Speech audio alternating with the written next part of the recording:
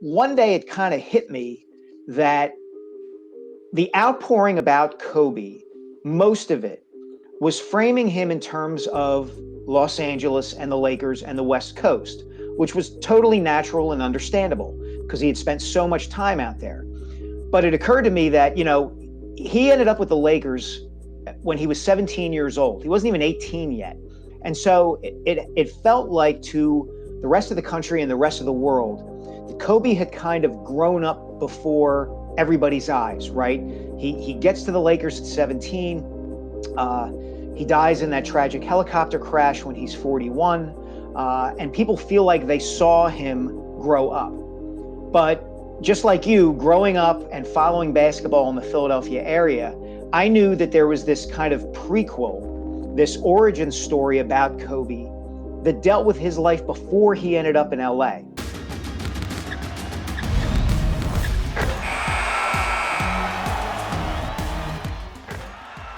Yeah, welcome to the Sixers Talk podcast brought to you by Wilmington University. Wilm U Works, Danny Pommells here. And we have a special guest with us. Noah Levitt can't make it. Ben Berry is in the cut, producer extraordinaire, doing what he does. But we have a Philadelphia Inquirer sports columnist and a new member of the WIP family. Congrats on the new gig, Mike. And of course, this is Mamba Day, Kobe Bryant Day. So we bring in Mike on to discuss his book, The Rise, Kobe Bryant and the Pursuit of Immortality. Mike, we appreciate you being here. Danny, thank you so much for having me, man. It's great to see you. This is going to be a great discussion. We've gotten a few Kobe stories from a few of our guests over the years, including World Be Free, who was friends with his dad and kind of talked about how Joe Bryant brought Kobe down to McGonigal Hall and was holding him up in the middle of Broad Street. That's not in your book, but still a funny anecdotal story. Mike, I think really the place I want to start is why Kobe Bryant? Like, I see the appeal, the draw. This is your third book. You could have gone anywhere you wanted with this. So were you picking up little stories along the way and then decided, well, hey, like I could really curate all this stuff into a book? Or was it something that jumped out to you that really spoke to you that made you go in this direction? Why this subject? It's more the latter of those, Danny. After Kobe died in January of 2020, like a lot of people, I ended up writing or commenting about him in the weeks and months after his death. I ended up writing like half a dozen columns for the Inquirer about him. I was getting reconnected with people who I had known for a long time, who had known him very well when he was coming up in the Philly area and playing at Lower Marion High School and all of that stuff. And I had been fishing around for a book idea anyway. I hadn't done one in a long time. So that the idea kind of hit me like a lightning bolt one day. Like, I want to do Batman Begins for the Black Mamba. That was kind of the elevator pitch I came up with for the book. And I felt like if I could tell Kobe's origin story really, really well, then somebody who was more familiar with his time with the Lakers would be able to read that story and go, now I get everything that happened and why he did what he did through all those years with the Lakers and in his retirement. I think there's going to be a little bit of recency bias with how I frame these questions, because your book is about the beginning, but you can't tell the beginning without the end, and just how tragic, his life ended. So where were you when you found out that January day that Kobe had died, and what was your reaction? And did you, through the process of writing the book, have those cathartic moments where you had to kind of take a pause and reflect and maybe shed a few tears, or just give us the emotional side of that aspect? Sure. So to answer the first part of your question, I found out in my car. I was driving home from my in-laws' house, and I had my two sons, who at the time were 8 and 5, in the back seat. Wow. And ironically enough, I was running them home so that my older son, Evan, could get changed because he had a basketball game. And at a traffic light, I did the thing you're not supposed to do. I picked up my phone and I started scrolling through my Twitter feed at the stoplight. And I saw the news. And I literally out loud in my car said, "Oh, my God." And Evan, the older one, got a little worried. He was like, "What's the matter, Dad?" And I said, "I'll tell you when we get home." And when we pulled into Yeah. pulled the How car do you in sit and on that? It's tough to yeah, even sit on that, right? I pulled the car in and I said, look, buddy, Kobe Bryant, this famous basketball player, died in a helicopter crash. And so I knew that I would have to write about it. So we got home, Evan got changed. I took him to his basketball game, and we actually saw a player in the game before his had already written. He had a green tank top on and was playing in the game, but he had a white undershirt on, and he had already written in black magic marker Kobe on the sleeve. Mm-hmm. And so at the game, I got a phone call from my editor at the time who said, yeah, we need you to write a column. Game ended. I came home and I started writing. And one of the people I reached out to initially, and this answers the second part of your question, was a guy named Jeremy Treatment, who, if you're familiar with the Philly hoops scene, Jeremy's been around for a long time. He's a hoops promoter. He runs a play-by-play broadcasting camp that's very popular. He knew Kobe really well when Kobe was in high school. And I've known Jeremy a long time, and we're friends. So I called him up and talked to him for a little bit. And so when I got the idea for the book, Jeremy was the first person I reached out to, because I knew that the two of them, he and Kobe, had tried to collaborate on a book together while Kobe was still in high school. Jeremy was kind of like the media relations representative for Lower Merion during Kobe's senior year. He was the guy who arranged all of Kobe's interviews and handled all the press and all of that stuff. And he and Kobe had sat down for several interviews together to try to write Kobe's memoir. It was going to be all about this high school kid making the jump to the NBA. And the book never got written. Timing was bad and things just didn't work out. But Where'd all those notes go? Well, there you go. You're anticipating what happened. So Jeremy had kept notes of some of his conversations and interviews with Kobe. And he gave me those transcripts to use for my research. But he kept telling me, I can't find the tapes. I know I have the tapes somewhere, but I can't find them. So I'm progressing with my book. I'm doing my research. I'm writing the chapters, all of these things. And finally, it gets to the night of December 22nd, 2020. My book deadline is about a month and a half, 2 months away. And my phone rings at 8:30 at night, 3 nights before Christmas. And it's Jeremy. He's been cleaning out his basement and his garage because he's moving from his townhouse in Manayunk to Boca Raton.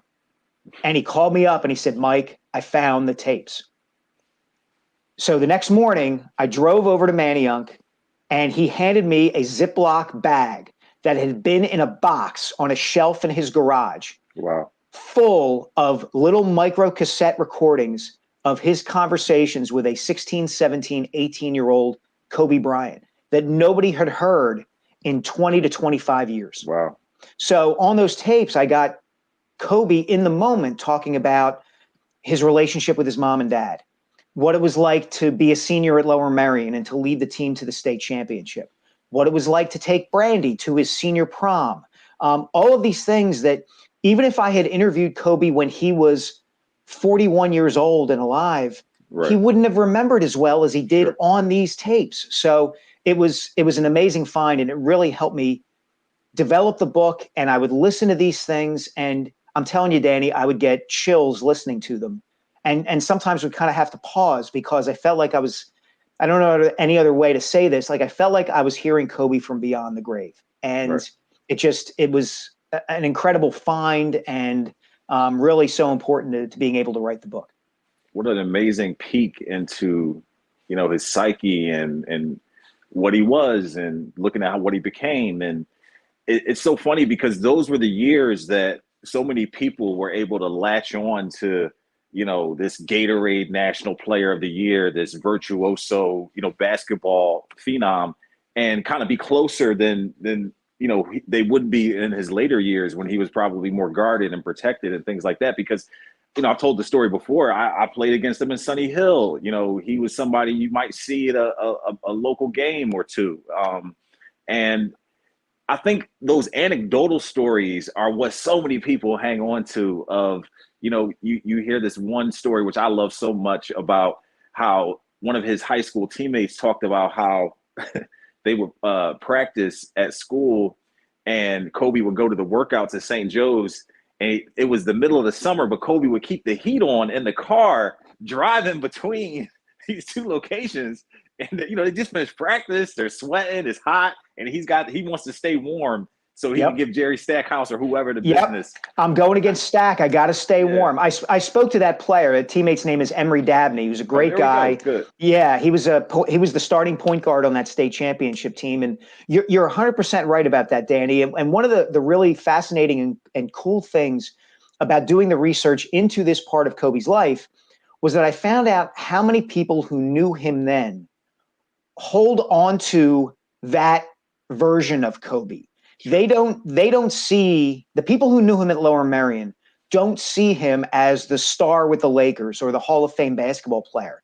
They see him as the guy who sat next to them in English class, or the kid at practice who, was really demanding of them. Or one of them described to me, one of his teammates described to me how Kobe at that age was kind of afraid of heights. And anytime the team bus would drive over a bridge on a way to a game and that the bridge was over a body of water, Kobe would grab the seat of the bus and like white knuckle it until the bus had crossed the bridge. And nobody ever knew why, he got so nervous. He just did. And it was those little anecdotes at that stage of his life that people from that time really hold on to very closely. Start college, build skills, and complete your degree with Wilmington University. 100% online options and affordable tuition makes WilmU work for you. Learn more at wilmu.edu. What about the cutting room floor? Was there anything that you wish was in the book that didn't make it, or was very tough for you to keep out, or that you felt like just didn't quite take the shape that you wanted, so it was left out of the book, or anything that fits that mold there? Well, I'll say this. I'm very happy with the finished product, but I would have loved to interview Joe and Pam Bryant and Kobe's sisters, Sharia and Shea. And at the start of the process, I wrote them a letter and sent them samples of my writing from the Inquirer and said, look, I understand. I can't even imagine what you're all going through. I would understand completely if you didn't want to speak to me, but I'm going to write this book and I want to do the best job I can. And so if you are willing to, I would love to hear from you. And they never reached back out. I did hear through intermediaries that they were aware that I was doing the book. I haven't heard from them since it was published in January, but I would have loved to have spoken to Joe and Pam. Now, they have not spoken publicly to anyone since Kobe's death, as far as I know. They haven't talked to ESPN or Oprah or 60 Minutes or anything like that. And as I said earlier, I just can't imagine the grief that they've been dealing with since January 26, 2020. And so I completely understand that they didn't speak to me. I get it totally and accept it. But I would have loved to have spoken with them for the book. Mike, the reviews are good. The book has been really well received. Were you surprised by how much it hit the ground running after it was published and the way people embraced it? I wasn't, Danny, and that has nothing to do with me. That has everything to do with Kobe and who he was. One of the things that I pointed out to people about this is, and I draw this comparison very directly in the book, like Kobe in some ways had kind of overtaken Michael Jordan in our collective thinking about sports. Not because Kobe was a better player than Michael, but because Kobe was a better story, right? Like Kobe was down in the depths at one time because of what he did or is alleged to have done in Aurora, Colorado in 2003 and 2004. And he came out of that and he won a few more championships and seemed to have grown up, and there was more ahead for him. He had won an Academy Award as a filmmaker, and he was a girl dad, and he was coaching Gigi and seemed completely invested in his 4 daughters' lives and futures. And I think when he died, part of the reason that his death hit people so hard was this feeling that there was much more ahead for him, and people didn't have a great idea of what it was going to be. They just kind of presumed it was going to be terrific. And that's a great story. That's a great narrative. And people felt connected to Kobe for that reason. And so I think more than anything, a book about Kobe, and particularly about that stage of his life, when he's still kind of sort of on the average teenager's level, or at least as much as he could have been, resonates with people. I was going to wait to talk about the sexual assault case, but you mentioned it, so I want to talk about that a little bit more. And of course, everyone knows how that was resolved. The accuser was unwilling to testify. The charges were dropped, and Kobe's life moved on, as you mentioned, and to great success, Olympic gold medals, as well as another pair of championships. I read in a New York Times article, and this really speaks to the duality of what he went through with that case and the charges and, what actually happened in that room in Colorado and what happened with the rest of his life. It's just so different and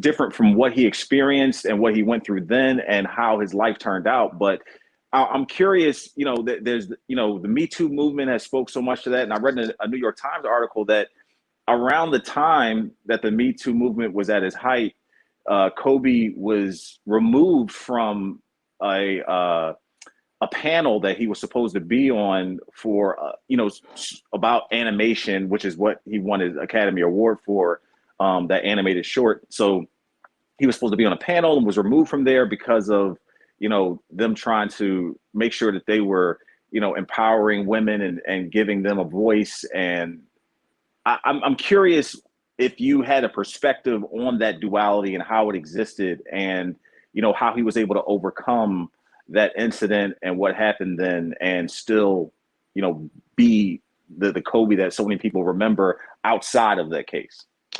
Yeah, well, a couple things on that. First of all, it was something that I was very cognizant of as I was doing the research and the writing of the book. I didn't want the book to be a whitewashed version of even the young Kobe. And I hope that if people read it, they're seeing that it's not just a glorification of a great athlete, that I'm trying to present a young man in 3 dimensions.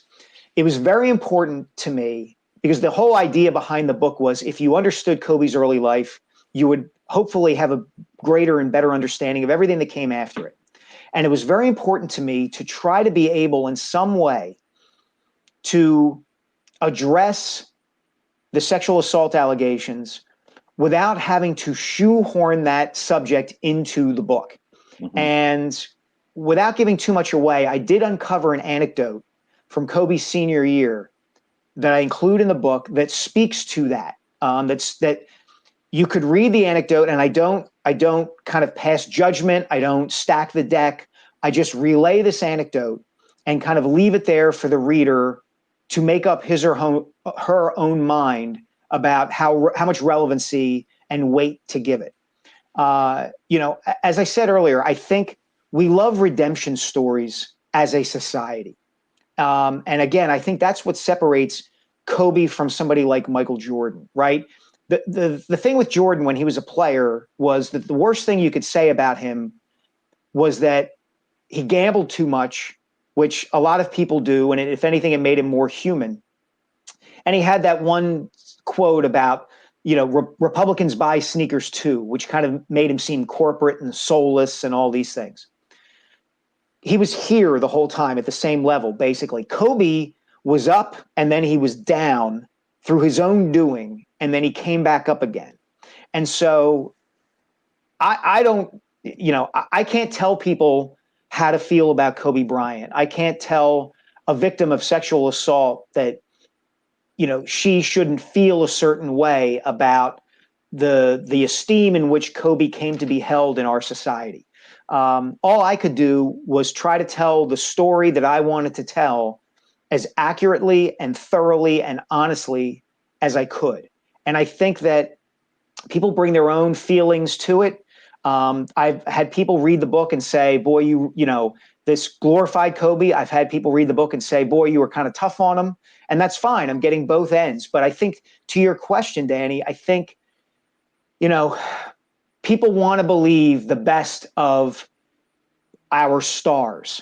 And so it becomes easy to kind of compartmentalize the good from the bad or the good from the alleged bad.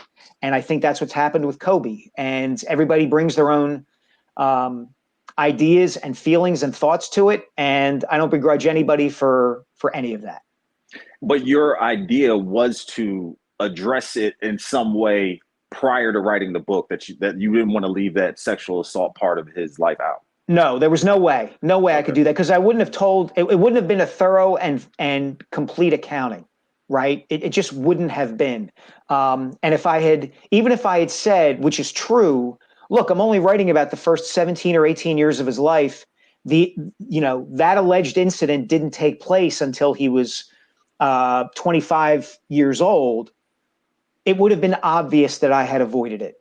And you just can't do that. So, as I said, I was fortunate that I uncovered an anecdote that spoke to that. There were other parts in the book where I made overt references to it to draw certain parallels. And I'm content with how I handled that topic. And I feel like if people read it, they'll get what I was trying to do in addressing it. At least I hope they do. Switching gears back to the tapes that you were so graciously given by Mr. Treatman, did you feel like when you were listening to them that you were hoping to find out why he never went to LaSalle? Like, I know you're a LaSalle guy, and he flirted with that idea, and him and Donnie Carr would have been a great pair and all that stuff. But was there anything in the LaSalle in you trying to decipher exactly where and why he decided to skip over LaSalle and go straight to the league? Well, the good part is, Danny, there wasn't much deciphering to be done. He says it explicitly on the tapes why he didn't go to LaSalle. Oh, he does? Yes, he does. And look, early in his high school life, like even early into his junior year, I think it was a real possibility. And this is a narrative storyline throughout the book where, his dad is an assistant coach there. And actually, at the time that I was an undergrad, Joe and I overlapped for the 3 years that he was an assistant coach at LaSalle. He started in the fall, the summer fall of 1993. And that's when I entered the school as an undergrad. So I knew Joe a little bit then. And the scuttlebutt was all over campus that, hey, Joe's son is great and he's playing at Lower Merion and maybe we'll get this guy. But as Kobe explains on the tapes, and as, my research going back into that time kind of shows, as the years went on, it was not going to happen. Once that summer of 1995 takes place, where Kobe is, as you mentioned earlier, playing pickup games and scrimmages at St. Joe's and Episcopal Academy against NBA players, against Jerry Stackhouse and Vernon Maxwell and Sean Bradley and all these guys who were on the Sixers at the time. And he's holding his own and then some. Like, forget LaSalle. He's not going to Duke. He's not going to Kentucky. He's not going to North Carolina. He's decided he's going to jump straight to the NBA. And so, it was fascinating to me as somebody who has close connections to LaSalle to go back and kind of relive that time. And there was a possibility for a while that it would happen. But one of the most interesting things to me about that time was, as I said, Kobe pretty much decided that summer of 1995 that he was going to go straight to the NBA. But he doesn't, not only doesn't he tell very many people, including his own high school coach, Greg Downer. He never told Greg Downer explicitly that he was going to go to the NBA. He keeps up the ruse to the media. So the Inquirer and the Daily News and all the local TV stations are speculating about where he's going to go to college or jump to the NBA, and LaSalle's in the mix and blah, blah, blah. And all the while, Kobe's like laughing at this because he knows he's not going to any of those places. He's going to enter the NBA draft. Let's get to these workouts a little bit closer and put the microscope to them, because it's so strange how him giving Jerry Stackhouse the business, it was like kind of hush-hush for a long time. And then it was out in the open, and then Stackhouse is denying it. But we've had people on the podcast, including World Be Free, who says he was there when it happened and he saw it, and so many other things.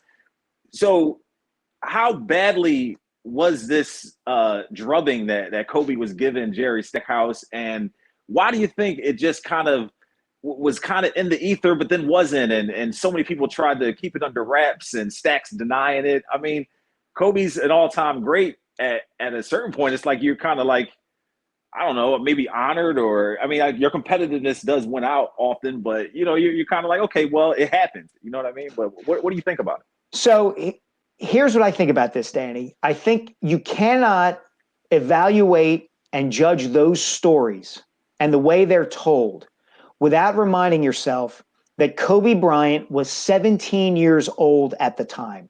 Mm-hmm. So whether it's a subconscious thing or an overt thing, people are going to grade a 17-year-old kid who's scrimmaging against NBA players on a curve. They're going to, anytime that kid does something to score or does something that is actually an incredible move, that's what's going to stand out in the memory of those who saw it, because you don't expect any high school kid to do that. That's a long way of saying, did Kobe dominate Jerry Stackhouse every single day at St. Joe's? No, he did not. There were days where Stack got the better of Kobe. There were other days where other NBA players got the better of Kobe. But there were several days where Kobe absolutely torched Stack and torched some other NBA players. You remember the name, any Sixers fan who was familiar with the team in the early to mid 1990s will remember the name Willie Burton, who scored 53 points one memorable night for the Sixers and then vanished into thin air basically after that. Willie Burton was at some of these workouts, and there was a story I heard about he and Kobe were on opposite teams, and Willie came down and hit the first shot of the game and started talking trash at Kobe, and Kobe said, "Give me the ball," and Kobe absolutely abused him the rest of the game, and Kobe's team routed Willie's team and won, and Willie just left the gym, just walked out. There's a lot after all, this is a 17-year-old kid, right? This is a 17-year-old kid, and you have to keep that in mind. Now, the other side of that is Kobe absolutely wanted to go toe-to-toe with these guys. He was not afraid. But there were also times where guys like Lionel Simmons and Aaron McKee and Eddie Jones were like, "Hey, Kobe, give the ball up, man. Give it up. You got to share the ball. You can't just take it to the rack every single time you touch it." And so there's a lot of gray in these stories. But it is fair to say that Kobe, was the equal, at least, of many of those players participating in those scrimmages. And if you're a 17-year-old kid and you're the equal of all these NBA players, you're going to say to yourself, you know what? I don't need college. I can go straight to the league and I will do just fine. And he did. I mean, you have to understand his thinking back then, Danny. He's on these tapes, and I mentioned this in the last chapter of the book. He thinks the Lakers, after acquiring him in that trade with Charlotte after the draft, are going to make him the center of their offense. This is a team with Shaquille O'Neal and Eddie Jones and Cedric Ceballos and Nick Van Exel, and he thinks they should just give me the ball and get out of the way. And he's disappointed when they don't, and he's angry at his coach, Del Harris, because Del Harris is telling him, "Look, kid, you got to give the ball up and you can't dribble it so much in the NBA." And Kobe's like, "Screw that. They should be giving it to me every time." And so that's the way he thought. And on the one hand, it's crazy to think that a 17, 18-year-old kid was thinking that way in his first year in the NBA. On the other hand, it's probably because he thought that way that he became so great. Right. It's right on the edge of delusional. It's right on the edge of being, for lack of a better word, crazy. But that's the dogged determination and the fine line that drove him to the greatness. Is that how? Okay. That's exactly it. That's exactly it. I mean, you're talking about a kid who, he wouldn't go out to the clubs. Not that, when he was in the NBA. Number one, he wasn't old enough to do it. But number two, he was staying in, watching film and watching games and immersing himself in basketball. So he was just a different cat in a lot of ways. And he was different. He was different, but he also was very much like Michael Jordan. And so much so that we had Jermaine Jones on the podcast, who he played with LeBron in Cleveland briefly.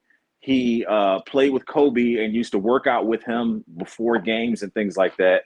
And he said that Kobe would even hang out and kick it like Michael Jordan. He would, he the same, because Jermaine tells a story about them playing he was on the Cavaliers and they played the Bulls, and Mike wanted him to come have dinner with him at one point. So he shows up and there's a section cordoned off, and he it's just him and Mike, and they're just there all night drinking, smoking cigars and things like that.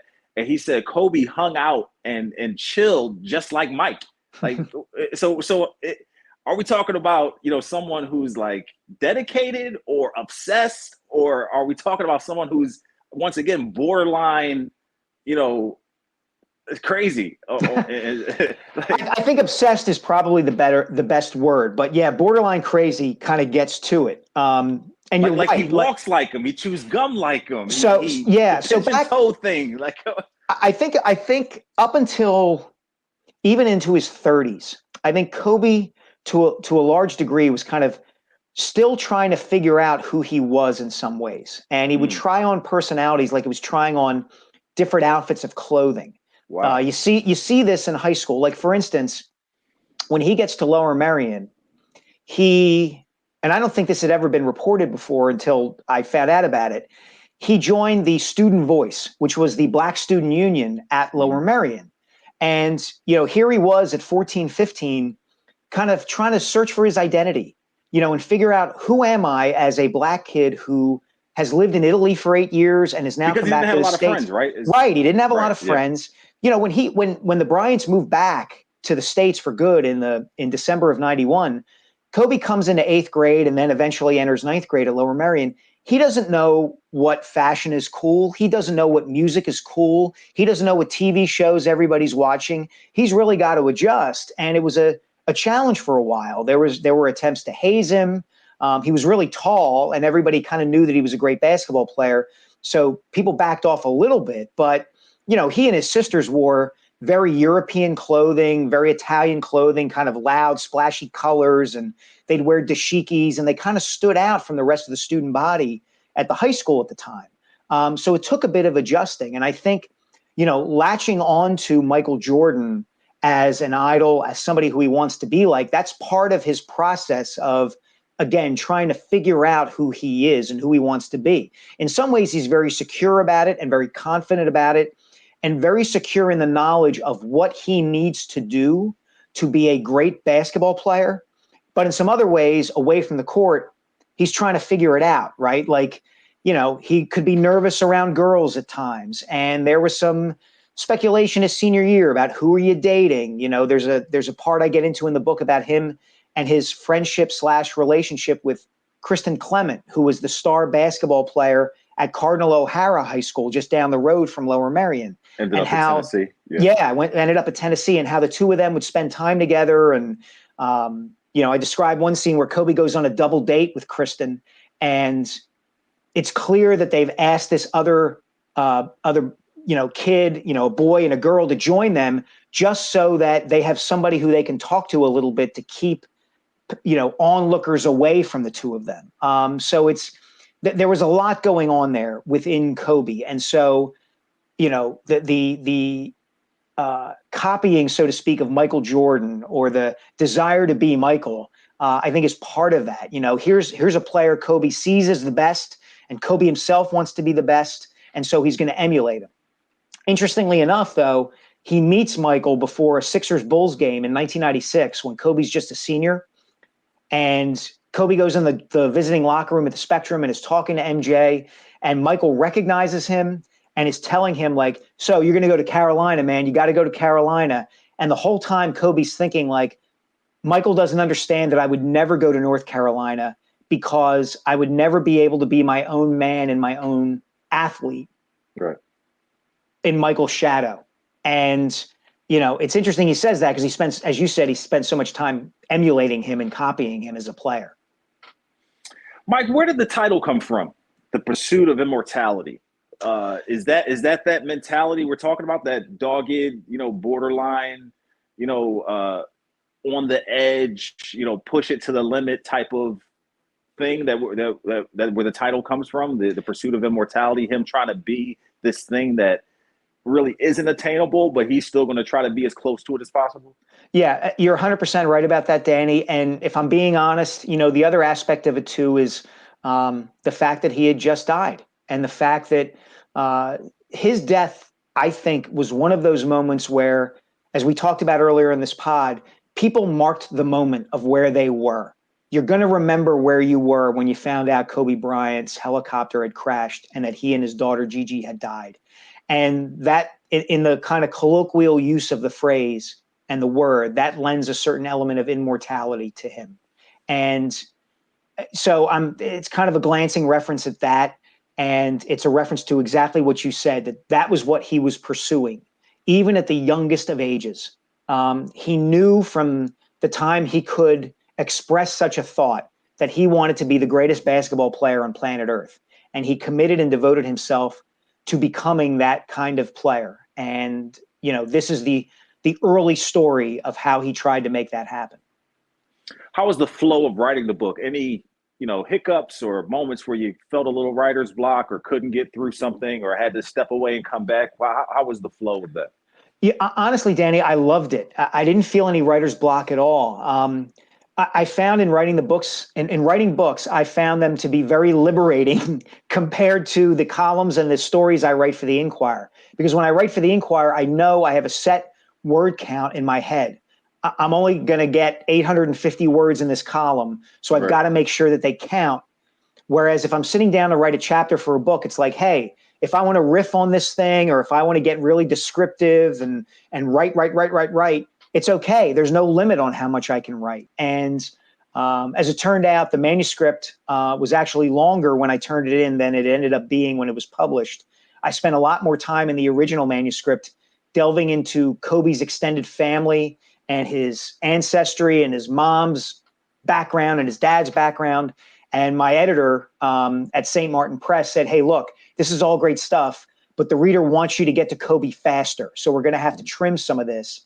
And that was actually one of the more enjoyable parts of the book. As much as I loved those sections of the book, once I started trimming away some of that material, it was like, I think it just kind of kept pulling apart, and the book became leaner and the story became quicker and easier to read. And I think the book is much better for those edits. As much as I love delving into the history of the Bryant family and the Cox family and Joe and Pam, the book is better for getting to Kobe's story faster. Do you have a favorite Kobe story? Something that isn't, in the popular culture?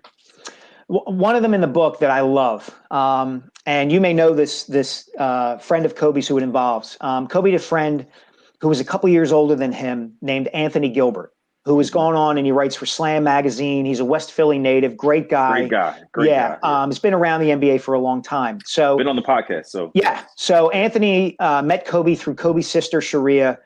They were at Temple together, and he and Kobe became really good friends. And the two of them would drive around to playgrounds and courts in and around the city to play basketball. But they played a very particular brand of basketball. It would be just the two of them.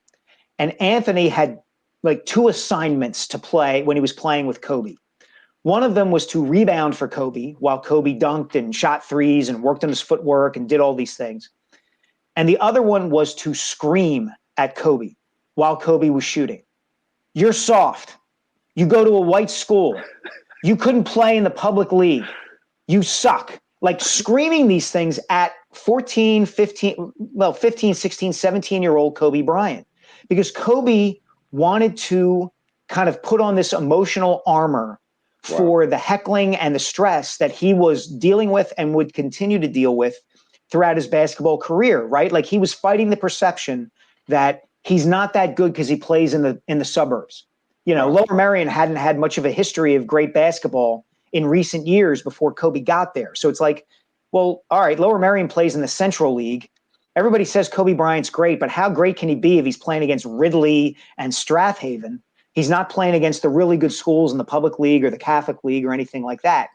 And of course, because Kobe was in the suburbs, he was hearing from inner city kids, you're not black enough. You are soft. And he wanted to fight that with every fiber of his being.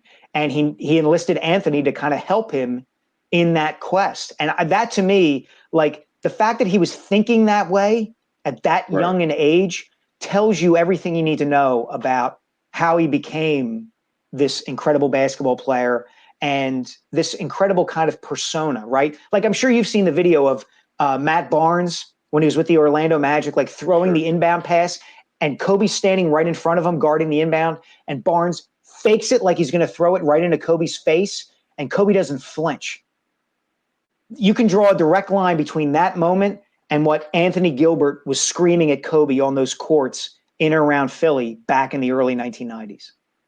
Just amazing to think of the attitude and the approach to something like that. Like, of course, that was all the stuff that, Kobe wanted him to do. So it's like, hey, you do this. This is what I'm thinking about. I want to actualize it. And you come do this to me. A study needs to be done on his brain if it could be, but that is just. Look, Danny, this is what he did. Like, he wore goggles when he was 12 or 13 years old when he was playing because he had seen Kareem Abdul-Jabbar wear goggles. Right. He iced his knees after he played pickup games because he had seen his dad in Italy ice his knees. And he said, this is what I have to do to be a pro because I've seen pros do this. And I talked to Ashley Howard, who, used to be the LaSalle head coach, prep guy like you, I think. No, his dad was a prep guy. I think Ashley went to Bonner. But he went to prep for a few years and then went to Bonner. Yeah. And Ashley played against him at the time, and he told me, he's like, I'm seeing this kid ice his knees, and I'm like, what is this dude doing? Like, what is going on here? But that's how far advanced he was at that age. That he had the kind of like advanced game at age 12 or 13 that you don't see from kids that age. The smooth jump shot, the great footwork, the kind of things where a kid at that age doesn't often rely on more other than his own athleticism. Kobe was beyond that already, and he was beyond it in multiple ways. Mike, it is time to rank them. So where does Kobe stack up in your eyes? You mentioned Kareem. We talked about Michael Jordan, Magic Johnson, Larry Bird, Bill Russell, may he rest in peace, Wilt Chamberlain. Where do you have Kobe in the hierarchy? I have him somewhere between the 5th and 10th best player ever. I think it's hard to crack that top 5. You've got Michael, you've got Wilt, you've got Kareem, you've got Russell. You could probably put LeBron there as somewhere, those 5 are going to occupy the top 5. To me. And then you're going to have Kobe in there somewhere with Magic and Bird and Duncan. And I'll be honest, like, I think Akeem Olajuwon gets no love. That's one of your guys. Okay. I think Akeem is the most underrated player in NBA history. And I would try to push him somewhere in the top 10 if I could. But I think Kobe falls somewhere in that 5 to 10 range, depending on how you want to rank those guys. Now, was that a difficult designation for you, or that's how you always thought about it even before the book and any of that stuff?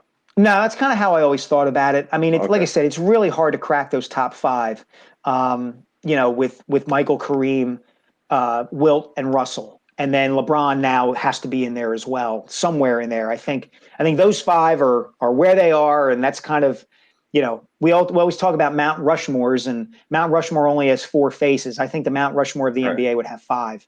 And then we didn't even mention Oscar Robertson. So, it's a great barroom debate. It really is. Anything you're working on right now? I know it took you a few years between their 2nd and 3rd book. Is the 4th book going to come quicker, or is that something you're pushing off? No, I actually just signed a deal for it. We're going to be able to announce it publicly relatively soon, but I can tell you it's going to be a history of basketball through the slam dunk. I want to do kind of the history of the dunk. So, for instance, the first dunk in an official game, quote unquote, was during the 1936 Olympics in Berlin. Wow. Then you have, Wilt and Russell taking the sport above the rim, and you have the NCAA banning the dunk from 1967 to 77. And you have Dr. J and Michael and the invention of the breakaway rim, which allows, players to avoid injury so that they continue dunking. And it'll get into how the dunk became a symbol of defiance among Black players and Black athletes as they rose to prominence and dominance in the sport.